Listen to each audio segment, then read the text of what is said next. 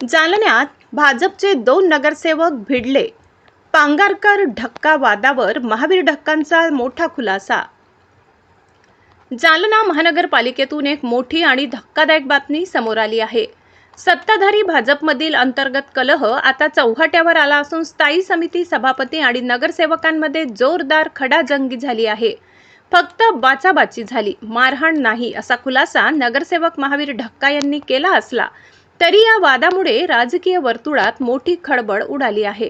जालना महानगरपालिकेत 11 मे रोजी भाजपचे 2 दिग्गज नेते आमने सामने आले. स्थायी समिती सभापती अशोक अण्णा पांगारकर आणि नगरसेवक महावीर ढक्का यांच्यात विकास कामांवरून जुंपली. या वादाचे पर्यावसान इतके टोकाचे झाले की महावीर ढक्का यांनी संतप्त होऊन आपल्या स्थायी समिती सदस्यपदाचा राजीनामा दिला आहे. मिळालेल्या माहितीनुसार शहराच्या पाण्याच्या प्रश्नावर ही चर्चा सुरू होती. नगरसेवक ढक्का यांचे म्हणणे होते की आपली सत्ता असताना जर लोकांना पाणी मिळाले नाही तर जनता आपल्यालाच दोषी धरेल. त्यांनी पाण्याचे टेंडर रद्द न करण्याची मागणी केली होती. मात्र याच मुद्द्यावरून वादाची ठिणगी पडली. या प्रकरणावर स्पष्टीकरण देताना महावीर ढक्का म्हणाले की मी जनहितासाठी बोललो, पण मला तुला काही कळत नाही, तू खाली बस असे म्हणून अपमानित करण्यात आले. महापौरांच्या दालनातही मला धमकावण्यात आले आणि बाहेर बघून घेण्याची भाषा वापरली गेली.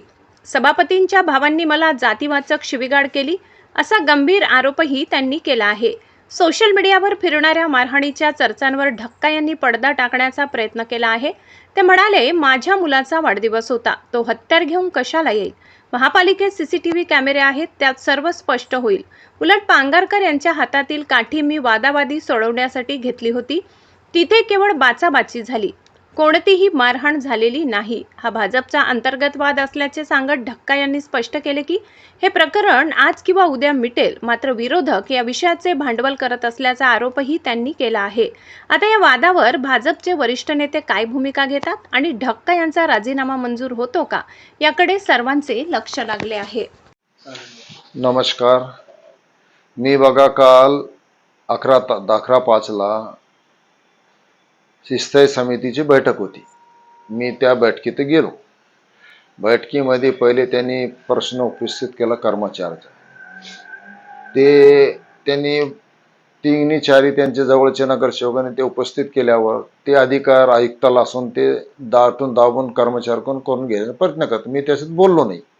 दुसरा मी प्रश्न मांडला जे की भाई घाणेवाडीचं दरपत्रक होता, 3 पत्रक अजून होते. घाणेवाडीचं पाण्याचा प्रश्न आहे जिवाळ्याचा, ते गोपी अग्रवाल म्हणून ते 10 वर्षापासून ते काम करत आहे. त्याचे महापालिकेला कमीत कमी 10 कोटी रुपये देणे बाकी. तरी पण त्याने निविदाचा दरपत्रकला मंजुरी होती. सभापतीचा त्याच्यात काही व्यवहार झाला नाही म्हणून ते फेरनिविदा करायचे त्यांनी सांगितले. मी म्हणला, सभापती महोदय, आता उन्हाळा लागलेला आहे, घाणेवाडीची फेरनिविदा जे पाईपलाईन अग्रवाल गुत्तेदार करत आहे ते फेरनिविदा करू नका. याला तुम्ही हे द्या, काय की त्यांनी काम बंद केलं तर शहराला पाणी कसं देणार आपण? लोक आपल्या अंगावर येतील, आपल्या भाजपची सत्ता आहे. तर ते म्हणे तुला काही कळत नाही रे, तू बस म्हणे. मला सभापती महोदय, तुम्ही अरे रावी करू नका, आपल्या शहराला आपल्याला पाणी द्यायचं आहे, याला दरपत्रक तुम्ही द्या. तुला काही कळत नाही, मी सभापती, मी जे निर्णय घेईन तुम्हाला मान्य करावं लागेल. त्या विषयावर आमचं बोलणं झालं. मग ते मला म्हणे तुला मी घरी मस्तगडावर येऊन दाखवतो, सगळे कर्मचारी नगरसेवक तिथं ते होते त्यांना विचारा, ते तुझ्या घरी येतो, तुला बाहेर दाखवतो. मला सभापती म्हणजे मी तुमच्या चेअरला बोलतो, तुम्ही व्यक्तिगत काय घेतात? ते जर ऐकलं नाही म्हणून मी माझ्या समितीचं स्थायी समितीचं जे सदस्य आहे त्याचा मी राजीनामा दिला. ते वर स्टँड चेंबरवर त्यांच्या टेबलावर गेल्यावर बी ते म्हणे, हे मला देऊ नका रे, मला ते अधिकार नाही म्हणे. आणि मला तुमचा अधिकार आहे. मग त्याने ग्रामसाहेबांनी सांगितलं, सचिवाला झालं, नगरविकास सचिव, ते सचिवाजवळ मी दिलं. मी सरळ जात होतो, तरी म्हणून मी बाहेर येत होतो, थांब म्हणे. मग मी तिथून निघून गेलो माईक फेकून. ते आपले आयुक्त मॅडम चव्हाणचे कॅबिन खाली होती, मी तिथं बसलो. तिथं बसल्यावर अक्षय भैया आले. मला समजेल मला माझी गलती ते मला सांगा, तुम्ही माझ्यापेक्षा लहान आहे.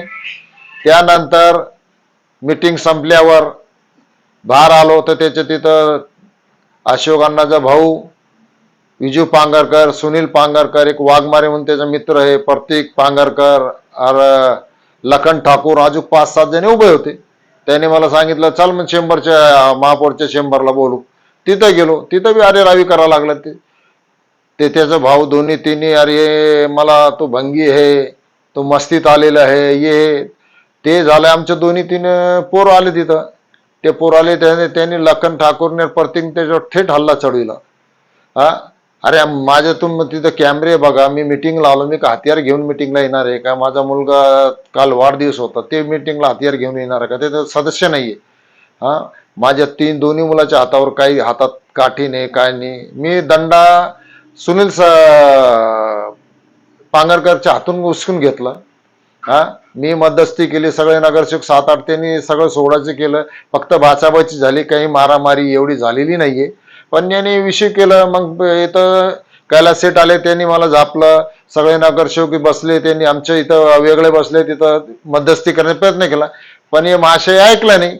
याला काहीतरी दुसरंच करायचं होतं.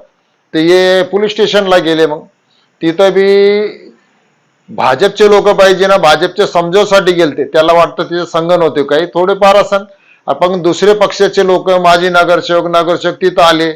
ते त्यांनी विषय केला. त्याचा विषयच नाही ना, हे भाजपचा विषय ना.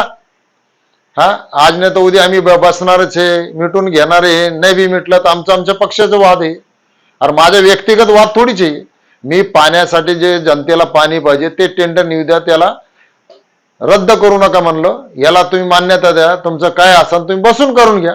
याचं माझं खोटं काय? जे 307 दाखल झालेली आहे ते राजकीय दबावामुळे झाली का असं तुम्हाला वाटतं कुठेतरी? राजकीय दबावासाठी झालेली आहे साहेब. 307 दाखल कधी होती? ज्याला हेड इंजुरी असती, काय असतं त्याच्यात होते ती. त्याला एक टाकावी नाहीये, काही नाहीये. खर्चटलेला आहे त्याला दोघाला. लखनला त्याला उलटा माझ्या भाच्याला सोडण्यात त्याला त्यांनी शिवीगाळ केली, भंगी मस्तीत आला. ते त्याच्या हातावर मार लागलेला आहे. त्याच्या गळ्यात सेन हिसकून यांनी घेतली आहे ते लखननी. ते त्यांनी कंप्लेंट दाखल केलेलीच आहे ना.